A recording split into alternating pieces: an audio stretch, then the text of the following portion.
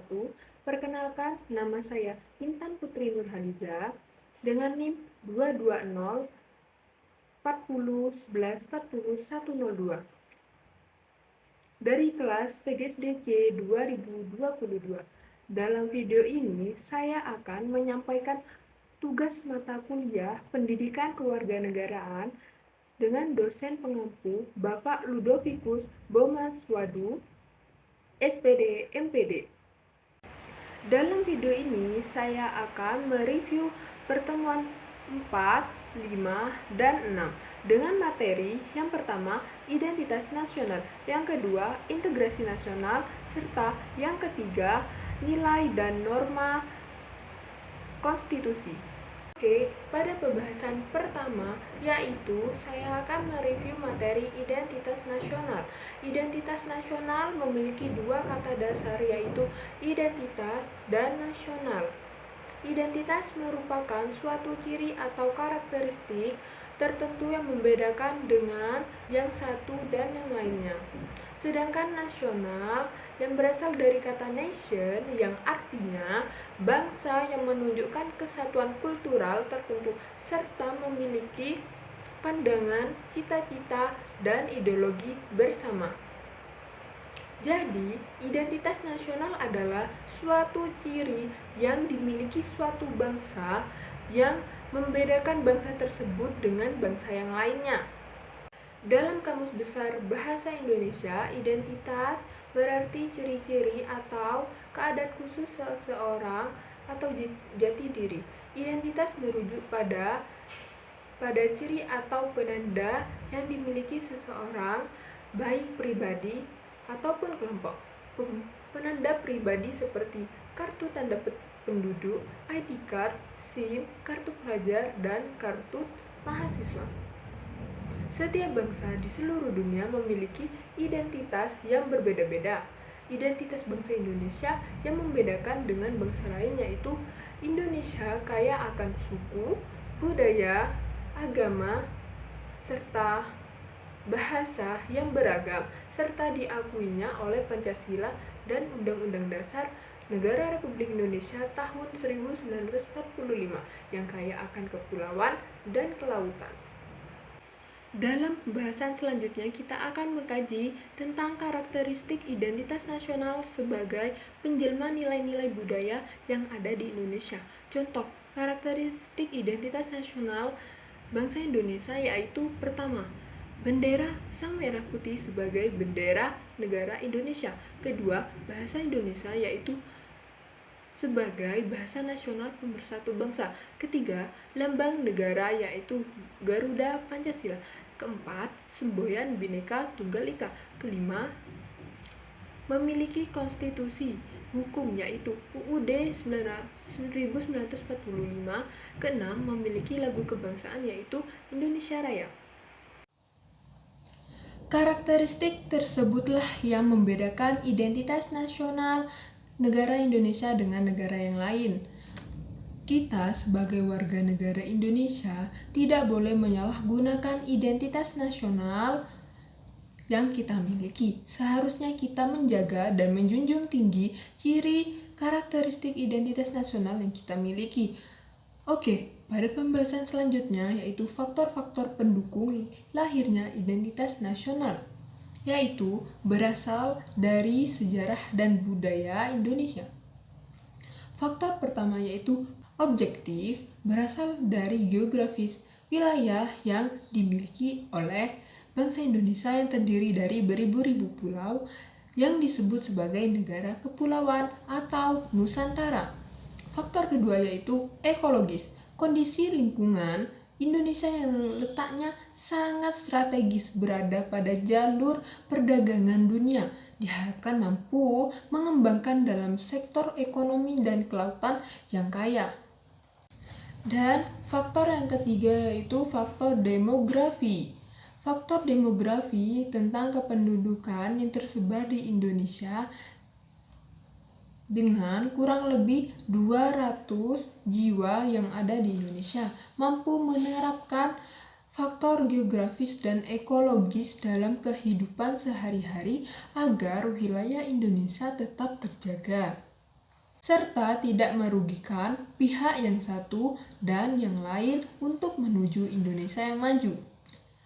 Faktor subjektif lahirnya dari historis atau sejarah, serta dipengaruhi sosial politik, ekonomi, dan kebudayaan. Kita, sebagai penerus bangsa, harus mempertahankan dan menjaga nilai keutuhan bangsa yang tertuang dalam sila-sila dalam Pancasila sebagaimana layaknya warga negara yang baik mempertahankan identitas negaranya agar tidak runtuh. Apakah kalian tahu tentang jati diri bangsa Indonesia? Menurut Sudarso 2002, jati diri adalah siapa diri Anda sesungguhnya. Bagi bangsa Indonesia, jati diri ini dapat disumberkan dalam ideologi dan konstitusi negara, yaitu Pancasila dan Undang-Undang Dasar Negara Kesatuan Republik Indonesia tahun 1945. Menurut Kailan 2002, jati diri bangsa Indonesia adalah nilai-nilai hasil buah pemikiran dan gagasan bangsa Indonesia tentang kehidupan yang baik sebagai ciri warga masyarakat Indonesia, yaitu sifatnya religius, sikap menghormati bangsa dan manusia yang lain, gotong royong, musyawarah, dan ide keadilan sosial. Nilai-nilai dasar inilah sebagai nilai dasar Pancasila, sehingga Pancasila dikatakan sebagai jati diri bangsa atau jati diri identitas nasional. Ada dua jenis identitas nasional, yang pertama identitas primer dan yang kedua identitas sekunder. Identitas primer dinamakan juga identitas etnis yang mewakili terjadinya identitas sekunder. Identitas sekunder adalah identitas yang dibentuk berdasarkan hasil kesepakatan bersama. Fungsi identitas nasional, yang pertama sebagai alat pemersatu bangsa, kedua sebagai pembeda dengan negara atau bangsa yang lain, yang ketiga landasan negara, yang keempat identitas negara Indonesia. Unsur-unsur pembentuk identitas nasional yaitu agama, suku, budaya, bangsa, dan bahasa. Karakteristik identitas nasional yaitu kesatuan Indonesia, persamaan senasib, keinginan untuk merdeka. Mengapa identitas nasional itu penting bagi warga negaranya? Karena agar bangsa Indonesia dikenal oleh bangsa yang lain, dengan artian saling membantu antar negara Indonesia dengan negara yang lain dalam bidang apapun. Pembahasan kedua yaitu integrasi nasional. Integrasi nasional merupakan suatu kesadaran yang menyebabkan berbagai kelompok merasa dirinya sebagai satu kesatuan bangsa Indonesia. Integrasi nasional pada dasarnya memuat makna penyatuan visi dan misi suatu bangsa dari perbedaan kepentingan masing-masing anggota masyarakat. Integrasi nasional berasal dari kata integrasi dan nasional. Integrasi berarti memberi tempat dalam suatu keseluruhan.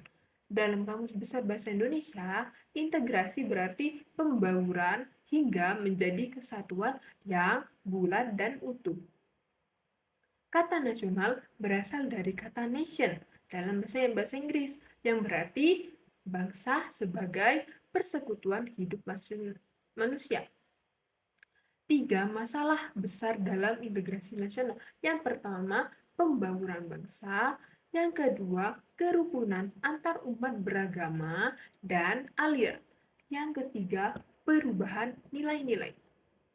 Ada beberapa faktor yang menyebabkan terjadinya integrasi nasional.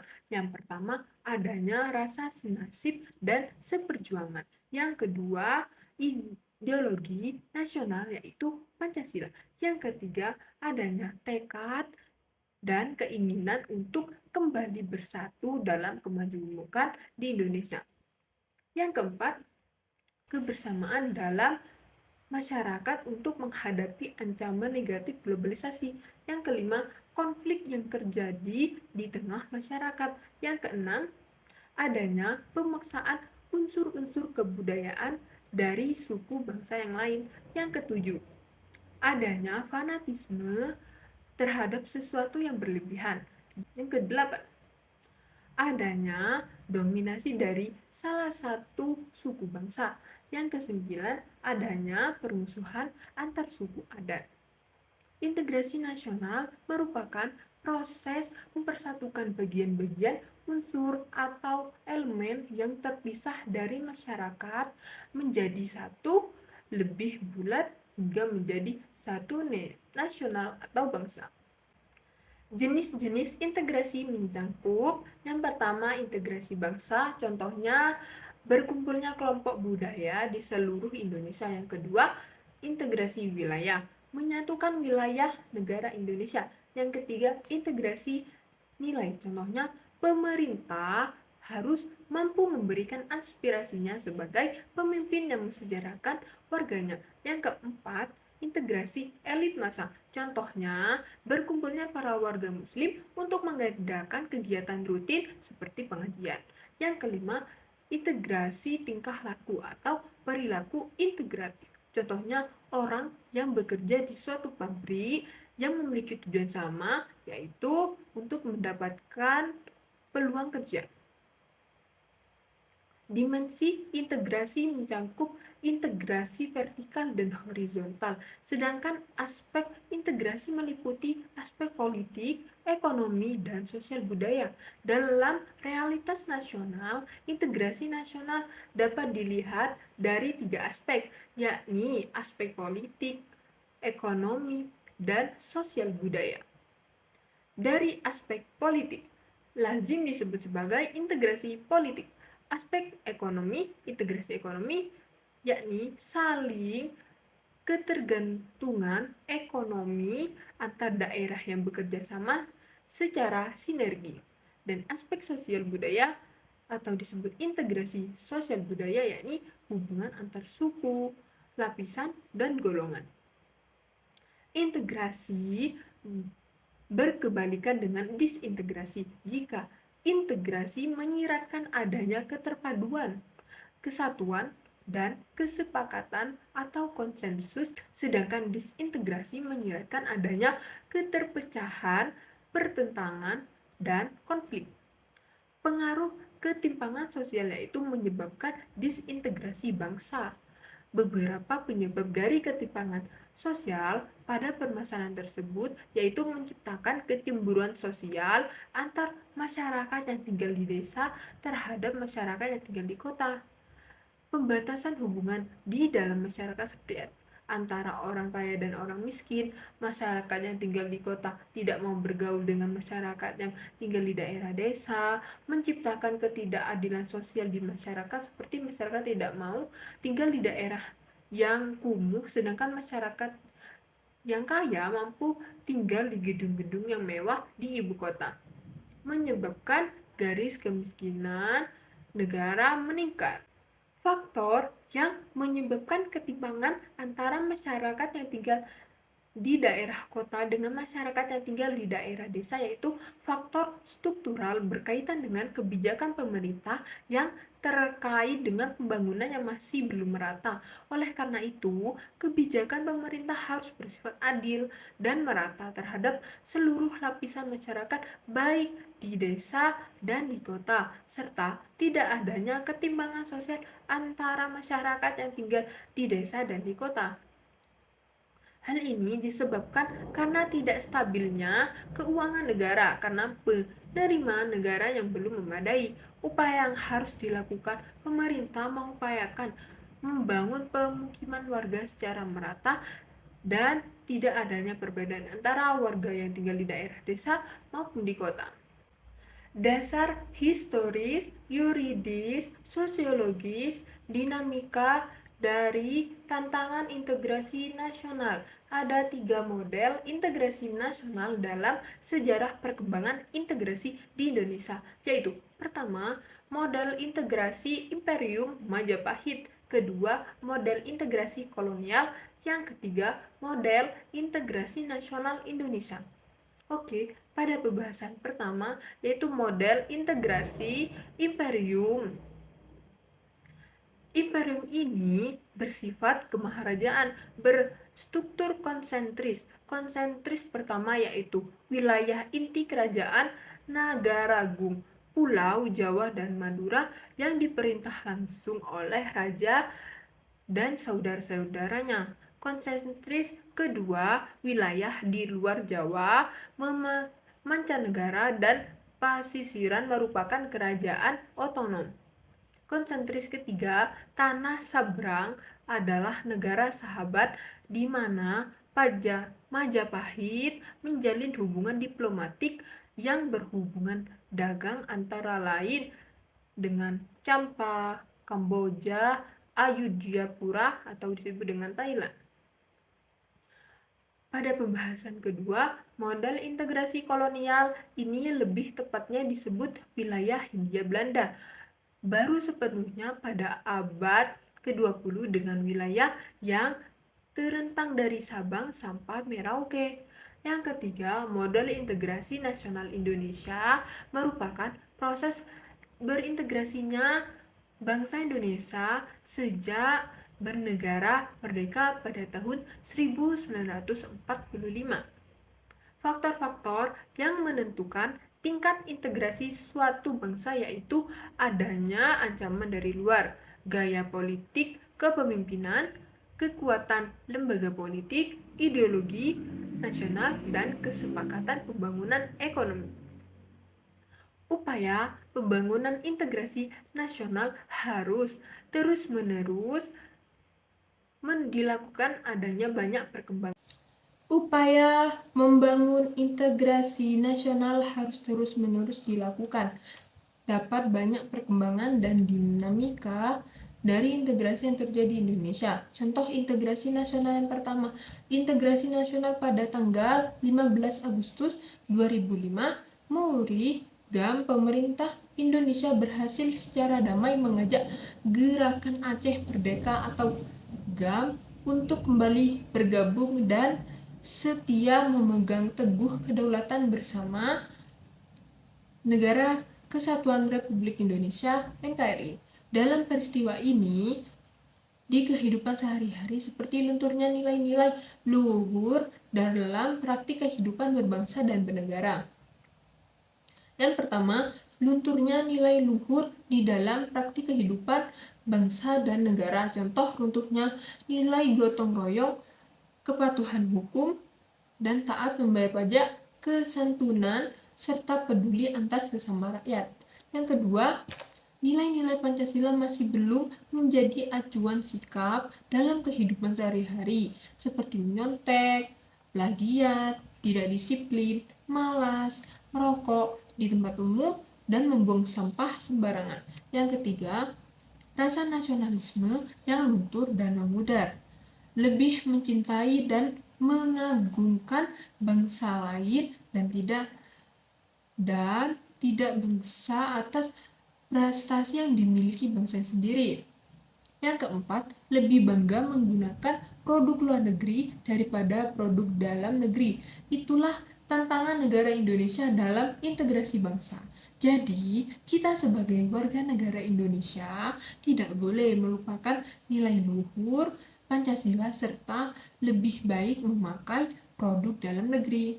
Pembahasan ketiga, yaitu nilai dan norma konstitusi. Konstitusi adalah seperangkat aturan atau hukum yang berisi ketentuan pemerintah yang harus dijalankan.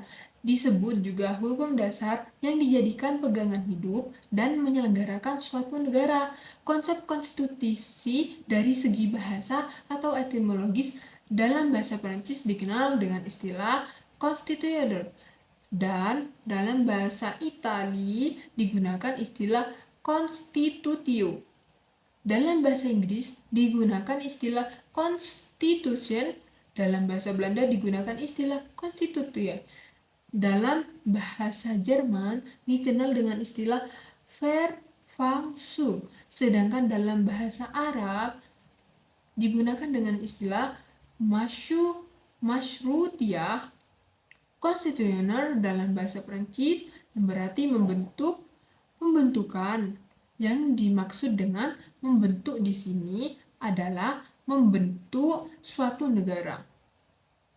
Konstitusi mengandung permulaan dari segala peraturan mengenai suatu negara, atau dengan kata lain bahwa konstitusi mengandung permulaan dari segala peraturan mengenai negara, pembentukan suatu negara, atau menyusun dan menyatakan suatu negara, dan sebagai peraturan dasar mengenai pembentukan negara tersebut.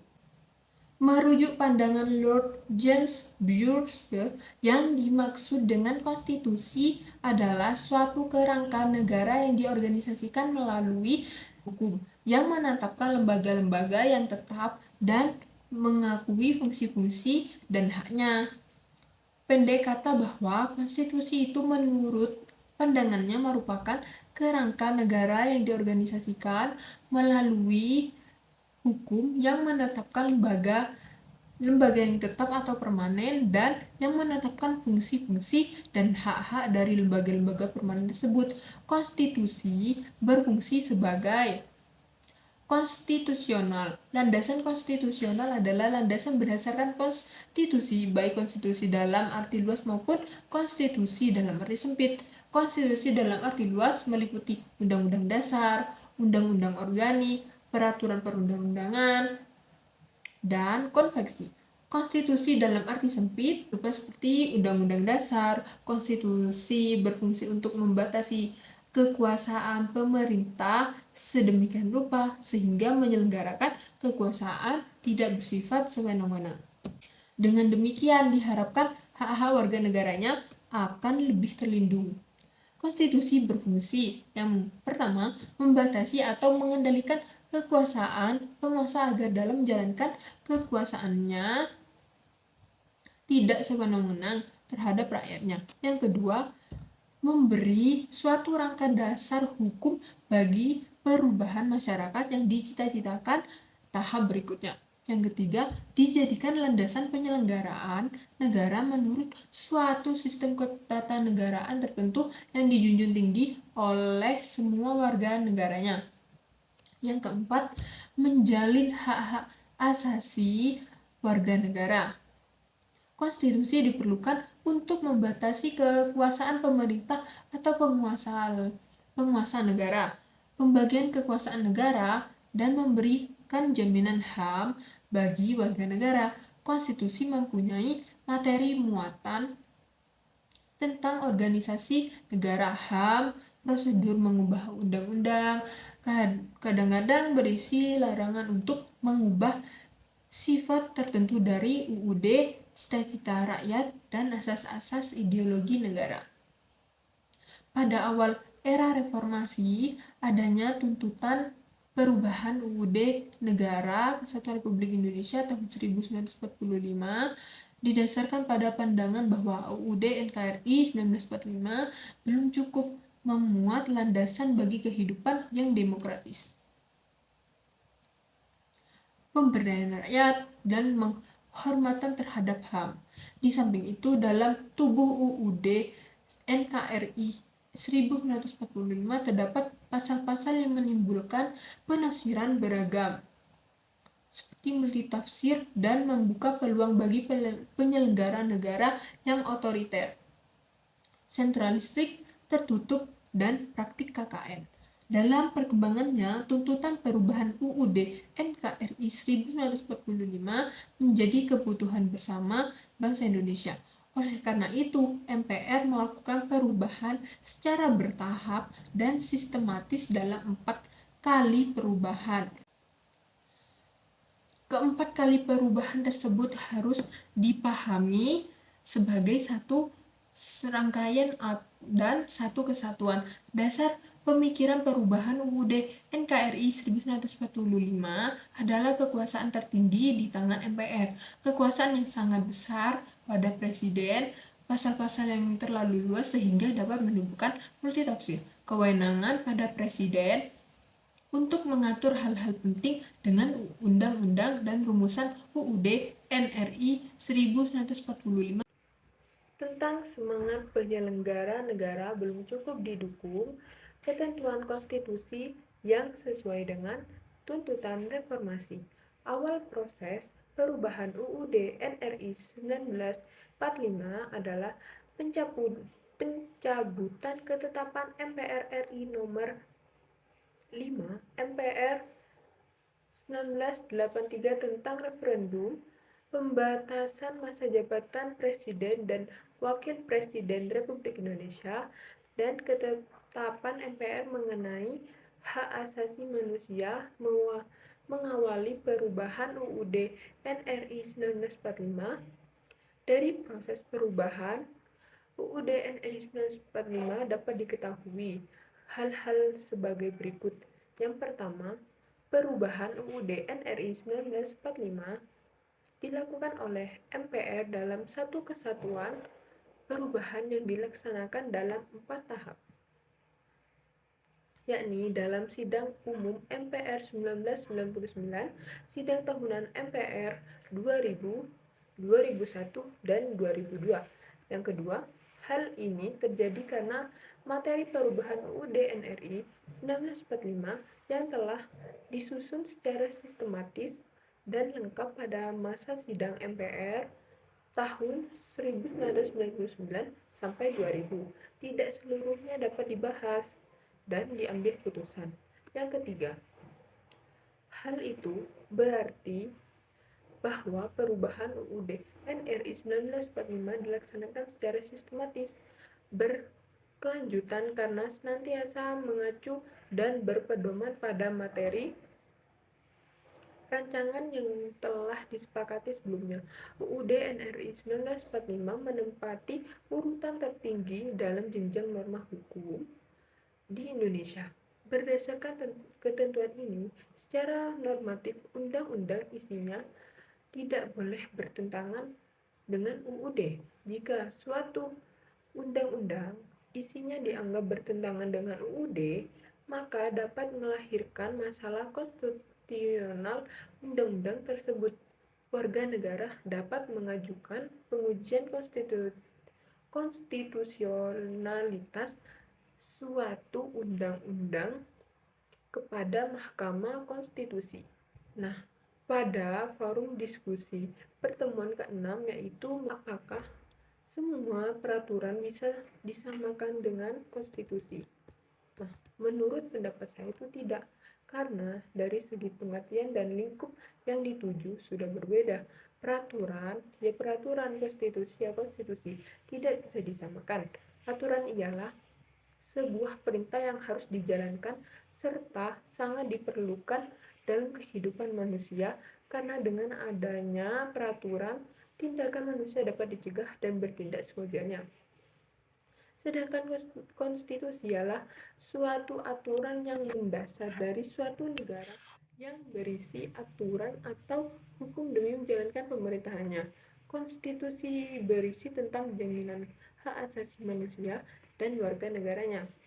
Ditetapkan susunan tata negara yang bersifat fundamental dan pembagian batasan tugas tata negara bersifat fundamental. Konstitusi berupa undang-undang dasar yang disusun berdasarkan nilai filosofi, sosiologi, dan yuridis. Pada forum diskusi nomor 2, ya, apakah semua negara mempunyai konstitusi? Ya, hampir semua negara memiliki konstitusi, yaitu semua negara memiliki, tidak semua negara memiliki konstitusi tertulis. Pada negara Indonesia memiliki konstitusi tertulis seperti Undang-Undang Dasar yang mengatur membentuk tata negara. Tapi pada suatu negara tidak memiliki konstitusi tertulis, ialah Inggris, Israel, dan Selandia Baru. Mereka tidak memiliki konstitusi tertulis karena konstitusinya tidak terdokumentasikan. Pada negara tersebut, nilai konstitusinya diambil sejak turun-temurun dari zaman dahulu. Semua negara pasti memiliki konstitusi sebagai dasar hukum, keadilan, tertib hukum, dan kedaulatan sebagai warga negara. Cukup sekian dan terima kasih. Bila ada salah kata, mohon dimaafkan. Dari tugas mereview identitas nasional, integrasi nasional, serta nilai norma konstitusi. Terima kasih.